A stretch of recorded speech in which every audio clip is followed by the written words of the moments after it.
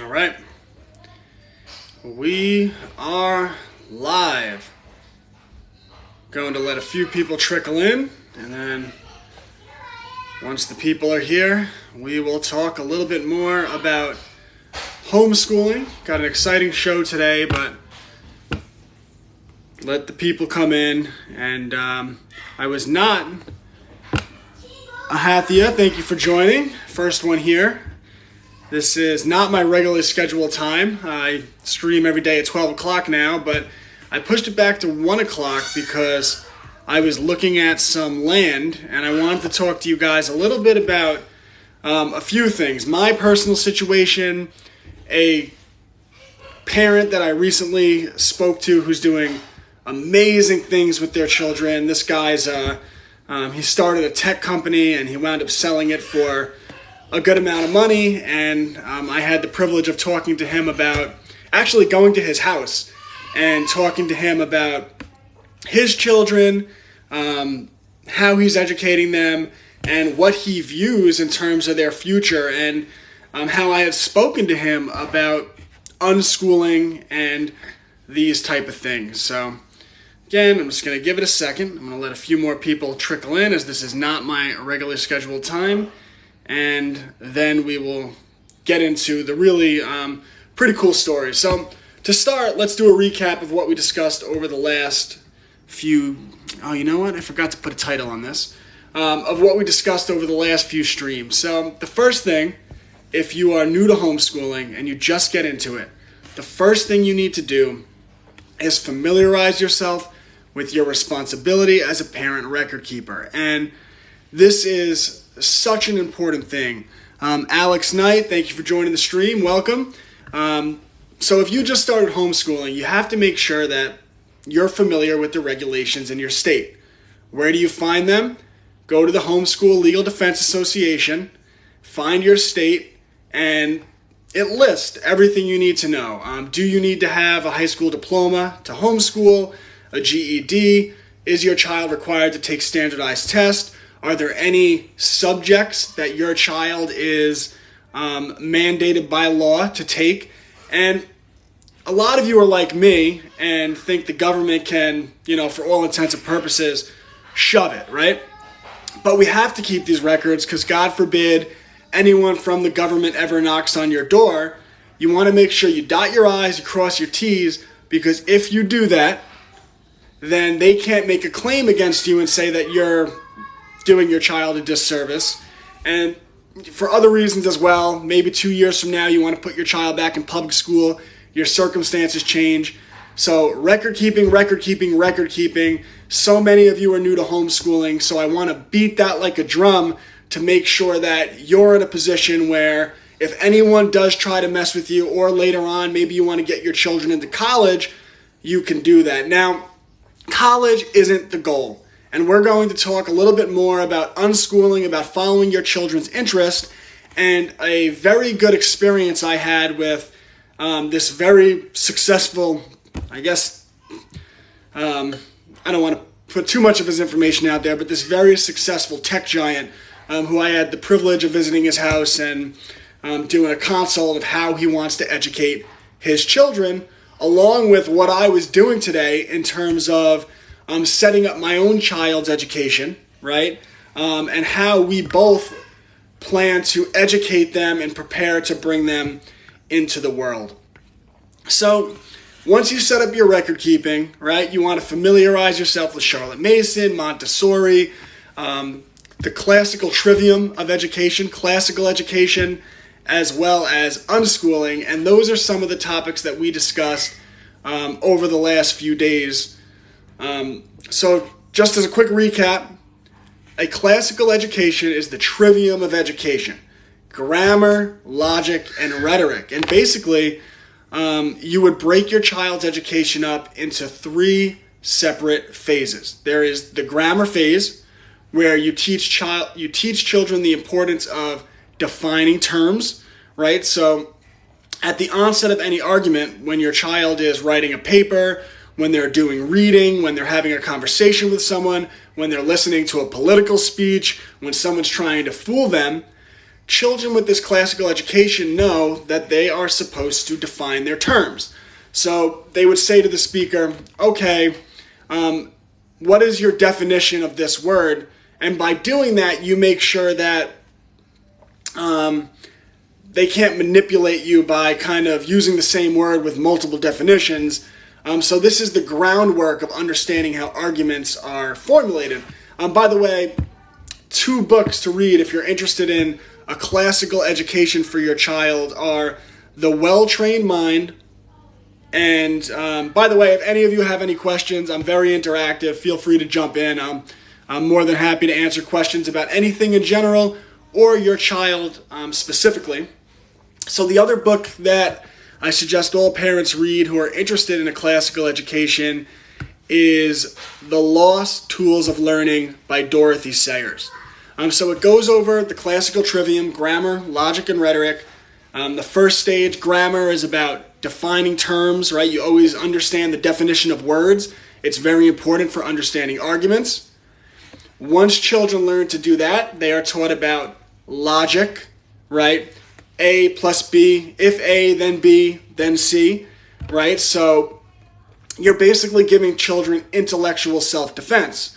So if you've ever had an argument, politics is a great example, online, you see how people completely ignore logic, right? They don't have that basic if A, then B, then C.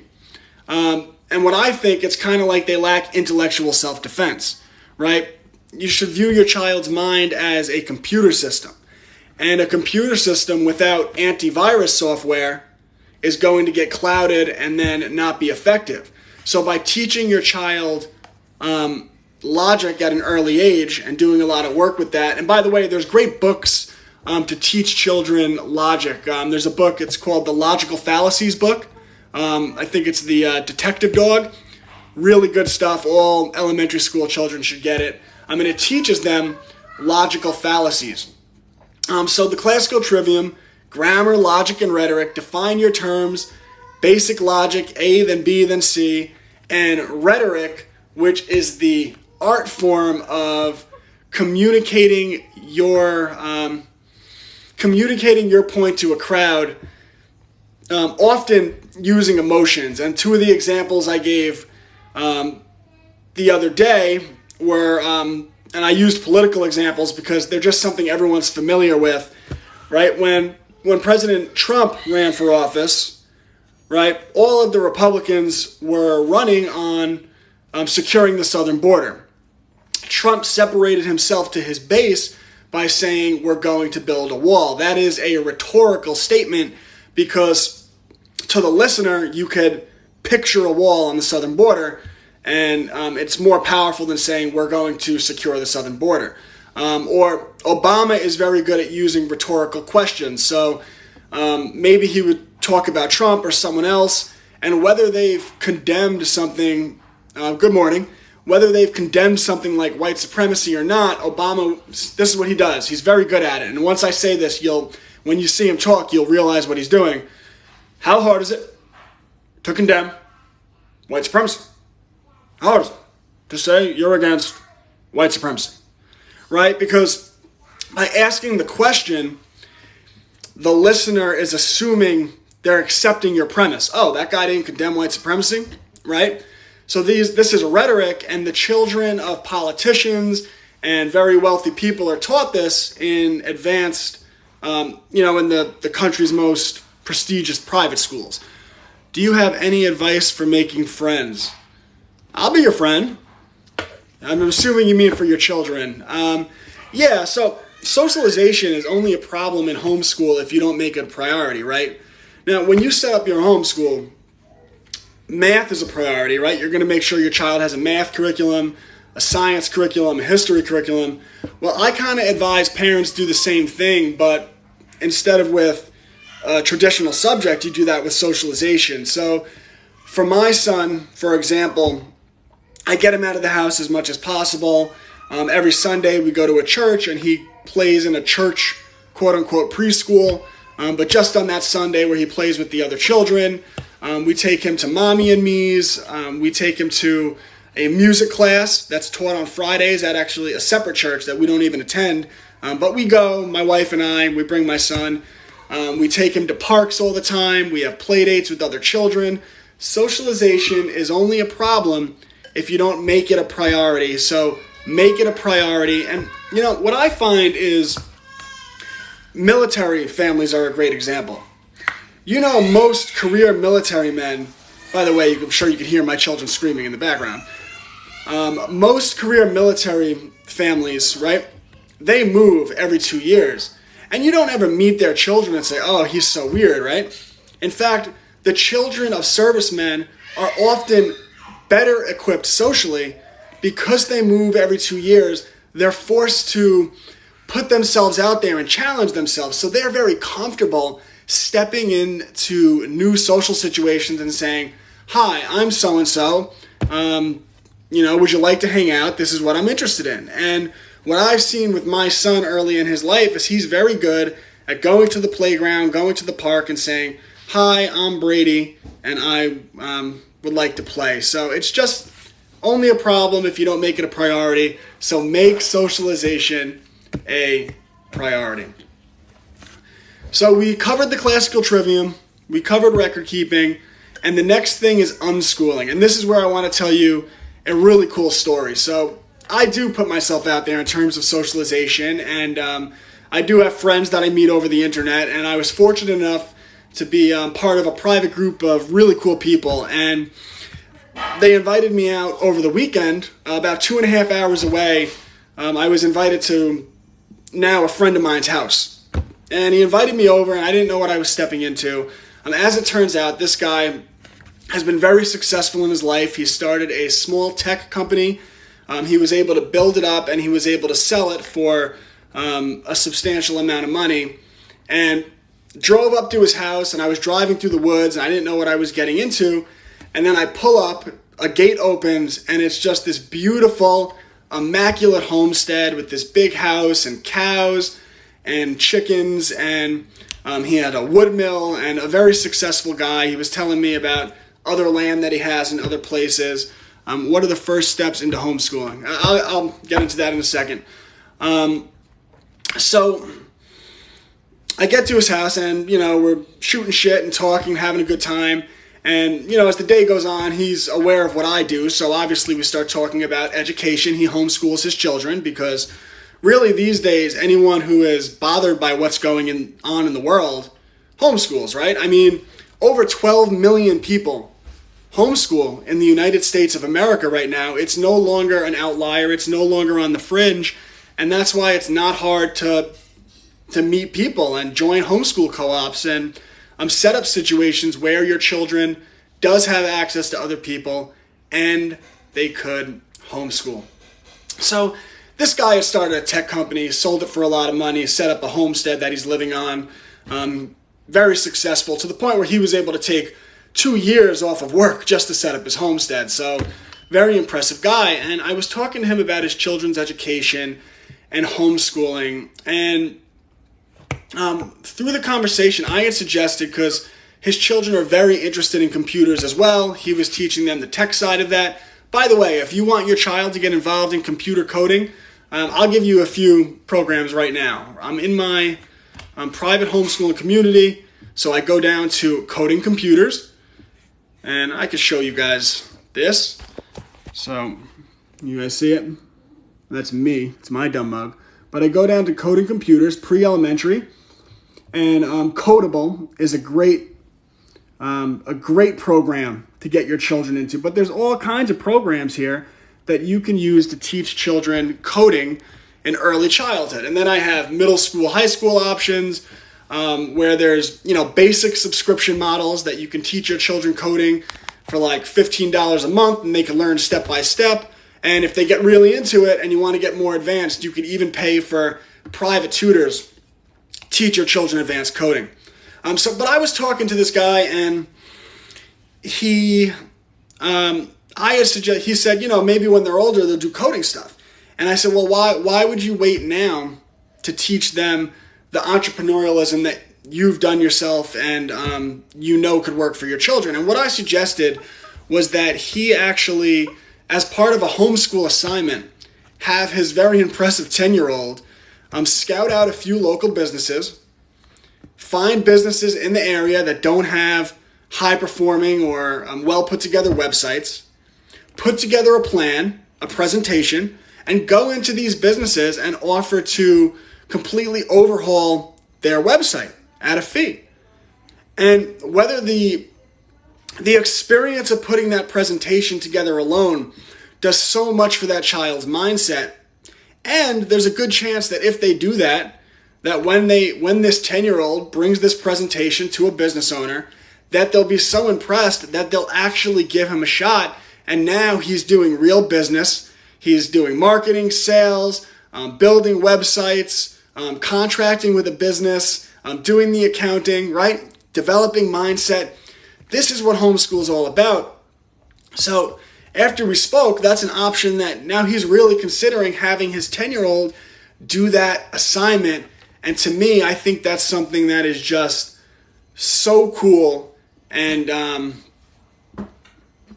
really, new homeschool parents, it's what I like to make sure they understand, because if you understand these basic concepts, right? The focus on skill development, right? Like computer coding, building a website is a skill. Well, let me give you another example as it relates to that impressive guy that I was invited to his house, and it relates to myself and my family.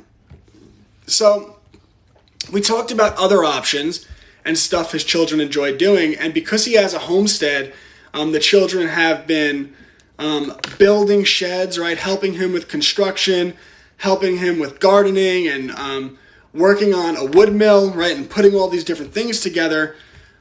We had suggested another possibility that when his child is 12, 13 years old, that he actually fronts the money to get his child some equipment and assists his child in starting his own landscaping business. He said, what, a 13-year-old could start a landscaping business?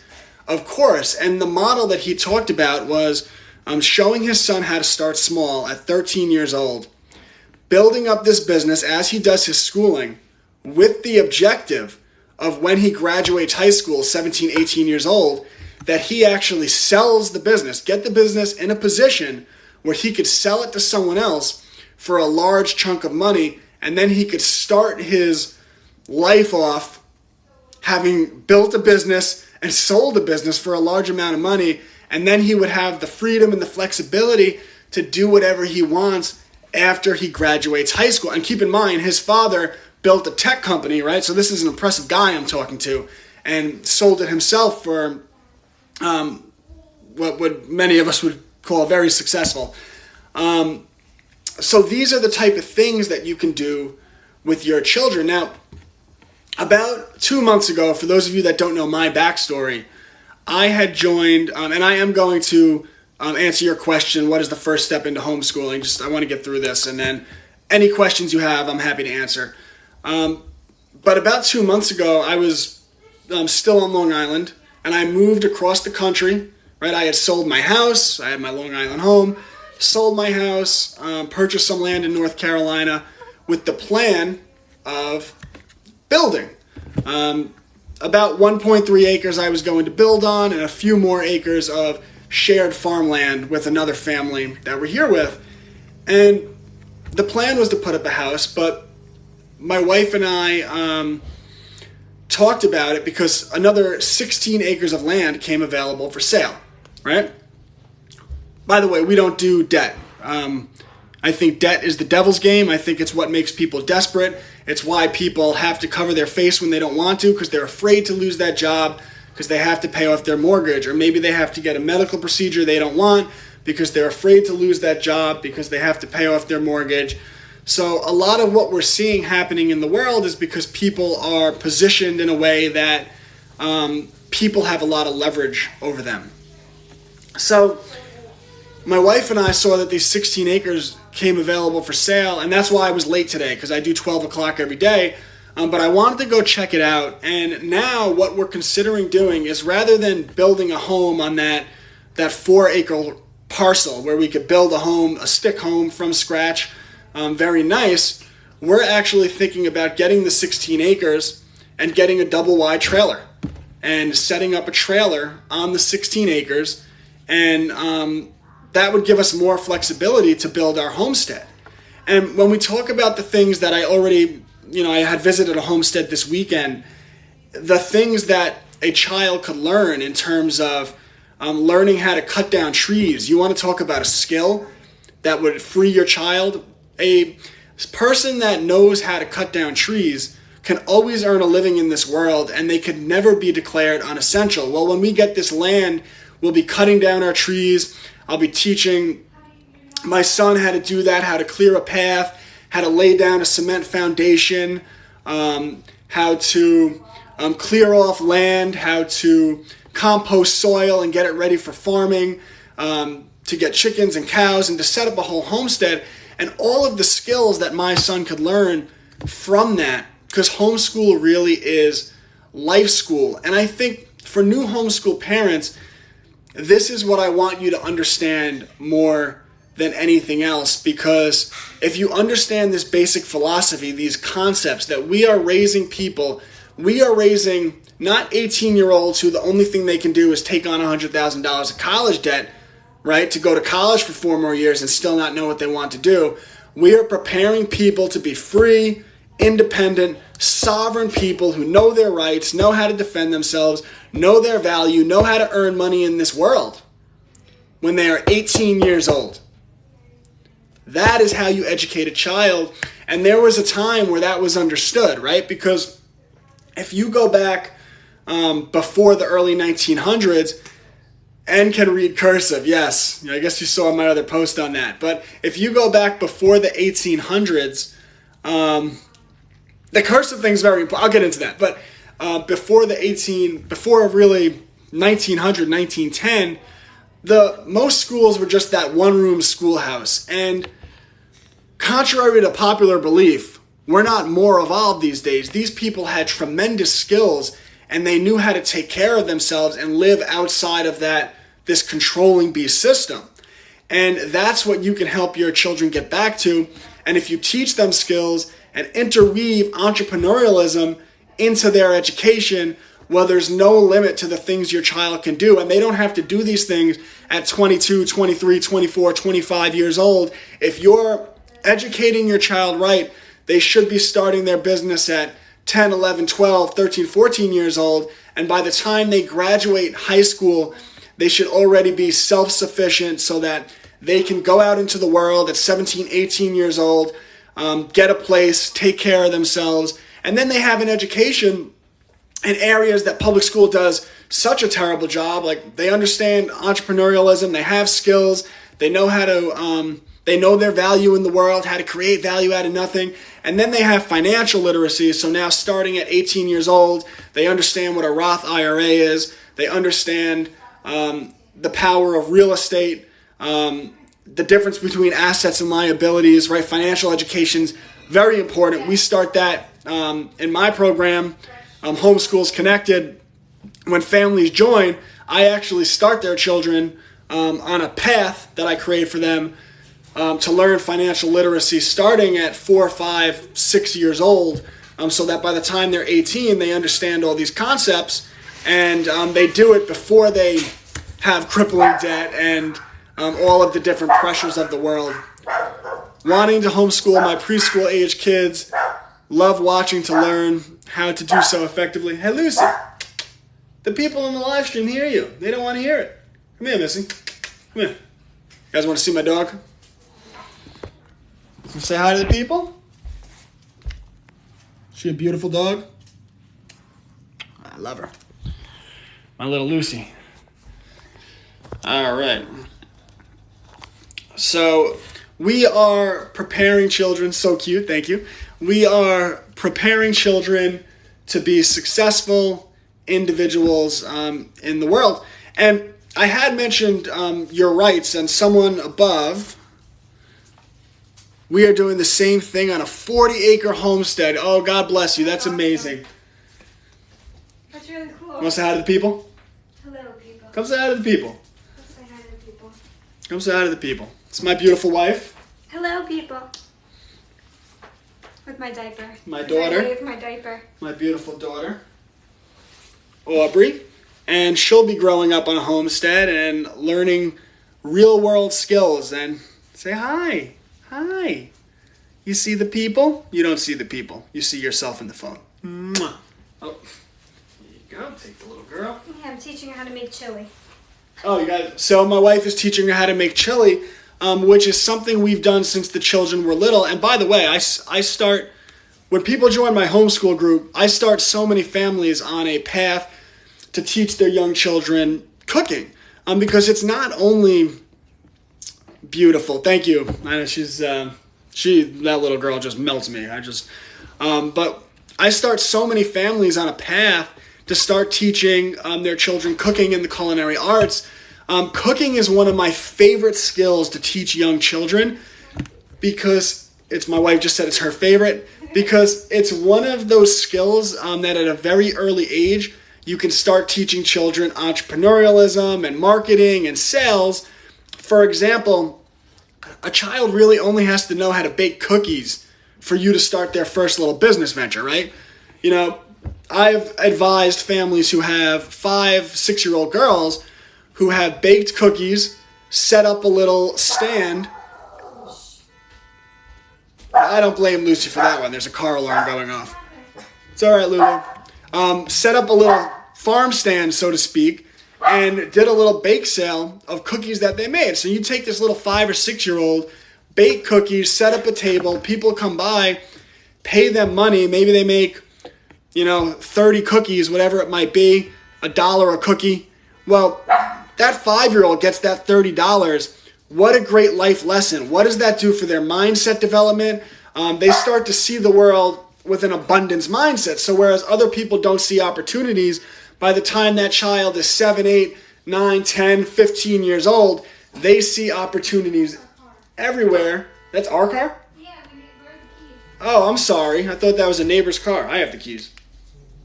Sorry, Lucy Lou. All right. So cooking is a great skill to teach young children. And again, these are all things that when people join my private homeschool community, the first thing I do is I inbox them. I say, tell me a little bit more about your child. And I give them my advice as to the curriculum I would use and some of the extracurricular things that I would do if it were me. There's that. Shameless plug on that. So I was saying about knowing your rights, right? Someone had brought up the cursive, and I had done a post the other day and pointing out that schools don't teach children to read and write in cursive anymore.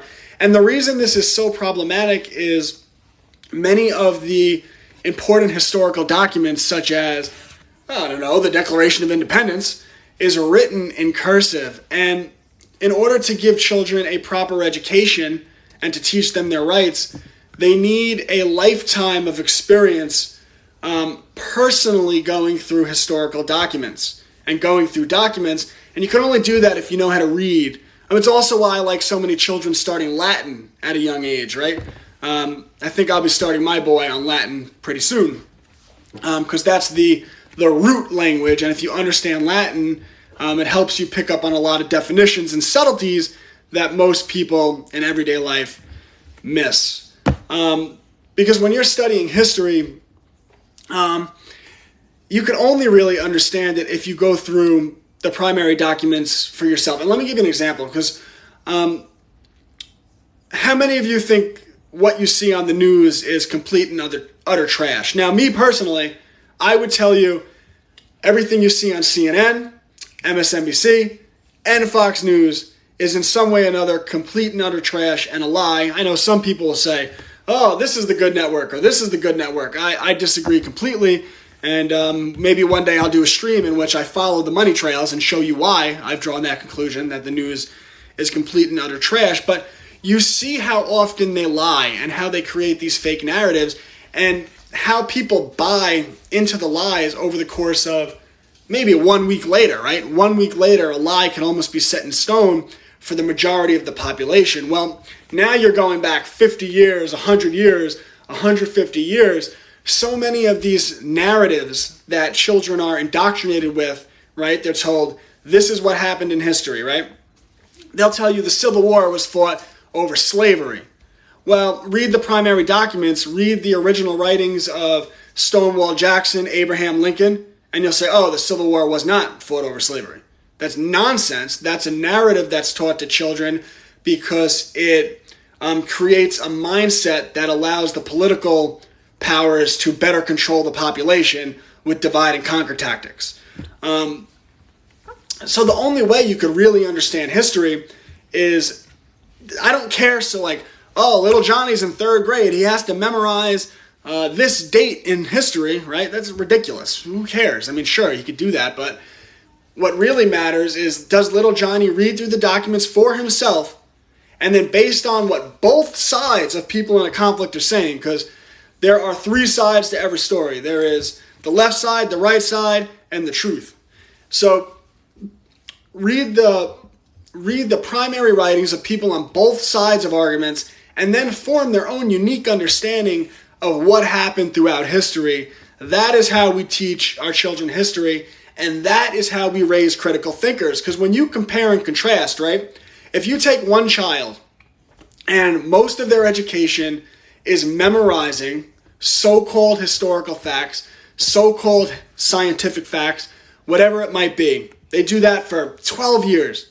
And you take another child and they are reading primary historical documents and then challenging their own logic, right? Because we focus on teaching them logic. Are there any contradictions in what you're reading, right? If there's any contradictions, do you think what you're reading is accurate? Forming their own unique understanding of documents based on reading, right? That's critical thinking. Or when it comes to science, right? And a lot of what children learn in science is they read a textbook and they say, this is a scientific fact, right? But that's not what Leonardo da Vinci was doing, right? He was dissecting birds and trying to make planes, right? He was trying to replicate the weight proportions of a bird because he figured he could make a flying machine, right? So when we teach our children science, we don't have them memorize information in a textbook. It's about doing hands-on experiment, observing your world, creating your own theories, your own hypothesis, and testing them out. And there are many great resources to teach this to children, including monthly boxes, these scientific experiment boxes that are delivered to your door every month that children can do. KiwiKey is a good example that children can do. And by the way, anything you want to find like that is, once you join my Homeschools Connected, my private group, it's all accessible. You could find all this stuff very easily. But you get these monthly boxes delivered to your door, right? And children are doing hands-on science. They're doing actual science, not a guy in a lab coat said this, so if you question that, do you not believe in science? Are you a denier? Are you a denier to question the great Fauci? No, you're doing actual science, right? You're making a hypothesis, you're setting controls, you're testing it out. What a distinction. So look at what I just broke down. Which one do you recommend? We are in a charter and have funds for something. Which charter school? I mean, I'd have to know about the individual school. I mean, you know, like, there's a lot of schools that do cool mythologies, like Montessori type schools, right? I mean, I love a Montessori type school, but what really matters is not just the method that that school is using, but you better know the administrators, because some of these schools, right, they're also indoctrinating children and promoting very bad messages. So, for example, a lot of schools teach sexual education in 2nd grade. Well, I wouldn't want my child introduced to any of that, even as a concept at that age. I actually think that's a form of abuse. And if someone who wasn't quote unquote a teacher had introduced that concept to your child, you could probably press charges against them. So it's quite a distinction. So I'm not very comfortable with a lot of these institutions. But with that being said, like in my personal situation, for example, my church that I go to, I actually am very comfortable with it. And I'm even considering allowing my boy to do 2 or 3 days a week for 3 hours a day at that church, just for the experience, just for being in a group, being with other children. But I always make sure that I am the driving force behind the seeds being planted into the minds of my children. Because if you're not that driving force, then outside forces will be. And what are their values? I know what my values are, and that's what I'm going to use my values to protect my children as best that I can, while also getting them out into the world. Which monthly science box? I'm homeschooling through a charter. Yeah, you could use, there's a bunch of them. I think KiwiCo is a really good one. Let me just sure I'm not pronouncing these wrong. Let's see. So I'm in my private homeschool group. So I scroll down. Here goes science education, monthly boxes. So there's so many of them. The one I was referring to is KiwiCo. I like to use them as a general reference because they do the widest age range. So really, whatever age your child is, KiwiCo has something for them. So anyway, I covered most of the topics I wanted to cover here. If you have any questions, let me know. I really liked the video I posted last night. If you guys haven't checked it out yet, it's the video of water dripping into a cup. And I liked it for a multitude of reasons. One, I just like the artistic production of it. Like, the camera is up close on this cup and the water's just dripping into it. And you could hear the drip, drip, drip, drip, drip. And then I used the camera to speed it up. So it's drip, drip, drip, drip, drip. And I did the narration. I said, this is the slow drip of censorship. It's just Alex Jones. It's just Owen Benjamin.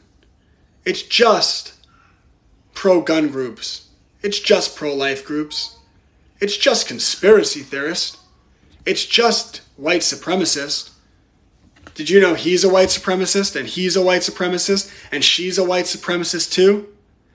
It's anyone who disagrees with me or those in political power. And now, it's you. And then I put the faucet on full blast, and the slow drip of censorship just overruns the cup, right? Overruns the cup. And that's why I wrote the book, Free Speech and Social Media Censorship, because children are going to these public schools, these indoctrination centers, and they will be taught, right, that conspiracy theories are bad, which really just means questioning things is bad, right? How could questioning things be a bad? Now, should you believe everything you hear? No. That's why in homeschool we actually teach, right, grammar, logic, and rhetoric, define your terms, make sure there's no logical contradictions, right? Understand rhetoric so you're not being manipulated emotionally. But in schools, children are being indoctrinated, told that, anyone who looks into conspiracy theories is bad. All this type of messaging, right? White supremacists are, obviously, like, some of these things aren't good, but the point is they're using these terms to censor everyone, right? And they're just throw out blanket accusations, right? This guy is a conspiracy theorist. This guy's a white supremacist. And they censor everyone. And to children coming up through this system, it's being normalized, right? The concept that, well, of course we don't listen to these people. Of course they should be censored. And if you allow them to normalize that to your children, when they're 17, 18, 19 years old, they'll support people who are trying to speak the truth being censored. Because all you have to do is label that truth speaker with a derogatory term. You don't have to prove that term. And even if you did, they should still be able to speak. And then, boom, censorship. That society can't hear that person anymore. And with censorship, they're not stopping, right? If they censor me, they're not stopping me from speaking. They're stopping you from hearing me. Because a lot of people can't think outside of the box of the arguments that other people will make. And that's why censorship is so pervasive in today's society.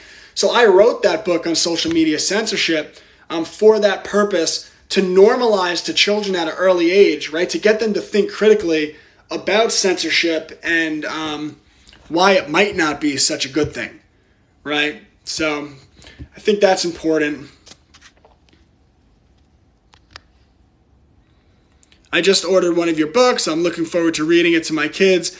Well, I really appreciate that, and I hope that the books are valuable to you and your family. And what I mean by that is I hope they lead to some good conversations that prompt your children to think critically about very complex concepts that I tried to simplify down to a level so that children could understand them. Concepts like free speech, social media censorship, the Second Amendment, the right to bear arms, what that means, the purpose behind it, the documented history of fake news, right? My book, Operation Mockingbird, and the Church Committee, and the documented history of the corrupt Federal Reserve banking system, because so much of what we see happening in society is a direct result of the Federal Reserve banking system and the leverage that bankers are able to exert over both politicians and corporations. So if you ever want to know why Oreo, right, transitioned, this is a good one, why Oreo transitioned from focus on selling cookies to a focus on transgenderism, well, when you take the money, right, everything comes with a cost, because whoever's funding you, who's funding that debt, the creditor has tremendous power over these companies. And that's why we see so many companies back the same messaging. And then, like, all right, you want to have your mind blown, right? Like, all right, since March of 2020, what are the two issues that, and regardless of how you feel about them, right, people need to drop their feels. What are the two issues that came up that basically every corporation in America, maybe there's one or two outliers, wholeheartedly got behind? Masks, you have to wear a mask, and the Black Lives Matter movement, right? The uniformity of corporations all taking the same position should have been disturbing to anyone with even an ounce of critical thinking. Well, how does that happen? Well, imagine a scenario where the government comes in and says that these corporations can't be open anymore, right? We're going to shut down your business. You can't operate at full capacity. All of this, right? So you get a lot of these businesses that were already operating on thin margins, that although they're bring in a lot of money, already have a lot of debt, right? Now they're in a situation where they can't pay off that debt and they could go bankrupt. Well, now they go to the bankers, right? They go to the government, the bankers, and they say, I need this loan for this amount of money to stay afloat. Well, everything comes with strings attached. And that's how you get that uniformity within messaging. So teach your children to think critically. It's okay to question things. And if they do that, they will be much better for it, and they'll be entrepreneurs, and they'll understand the world around them a lot better than 99% of the public does. By the way, I am posting these now every day on YouTube. So if you want to follow my YouTube channel, if you could go over there, when you're over there, smash the like button, because I haven't done anything with that platform, but I should probably try to grow it. I'm loving what's happening here on TikTok. If you want to join my private homeschool community, just check the link in my profile. I'll inbox you as soon as you're in there, and we could talk about your child's education and what you want to do. So, all right, I think this has been a pretty good stream. So I was late today, but I will be back tomorrow at 12 o'clock, and that is my regularly scheduled time. I just had stuff going on today. I was checking out a property, trying to start my own homestead, and yeah, I love to see that you're interested. Check it out, and like I said, once you're in there, once you're a member of my community, then it's important to me that you're successful, because your success becomes my success, and that's the way the world goes around, folks. So, all right, this has been a lot of fun, and I will see you when I'm looking at you. Thank you for these. Yeah, thank you for being here. This is my life's work, is to eviscerate the education system. So we can't let them indoctrinate our children, because it's the people that show up that win the future. And if we, as freedom-loving people, moral people, who respect one another and treat each other with respect. And, you know, when I say moral people, like I'm a Christian and I take my Christianity seriously. But like I've read the Quran and I have great respect for Muslims. I have great respect for so many Jewish people that I know, so many Muslim people. I just respect people that put morality first and try to do what in their mind they believe the right thing is, because so many people in today's society are just shills and liars and do all this gross stuff they put out into the world for profit. So have lots of children. The more children you can have, the brighter the future will be. Homeschool them. We will win the future, but you only win the future by showing up. And I couldn't promote a more important message.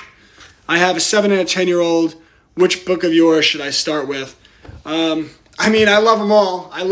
But I maybe The Right to Bear Arms. You go, the order that I wrote them.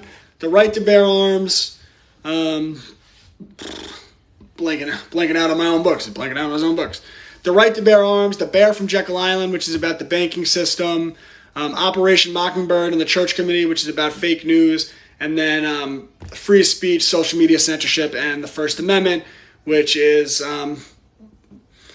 all about social media censorship and learning our rights. So, all right, guys, this has been a lot of fun. All of you are doing a great job. If you have any questions, inbox me. I hope you join my private group. And but anyway, yeah, I'm pretty accessible regardless. Happy to help. And we're doing great things. We are taking back the future, but it starts with looking in the mirror. So I don't need Donald Trump or Joe Biden or this guy or that guy to save my country, to build a better world. I do it every day when I look in the mirror, every day when I raise my children, every day when I love my wife, and every day when I put family first and I put community first, because there are many forms of currency and money is not the only one. And if you value community and you value family and you help out people, people will help you, people will value you. And they want us to think that money is the only currency. They want us to think that because that keeps us dependent on them and their beast system, and we can beat it back like a drum with personal responsibility.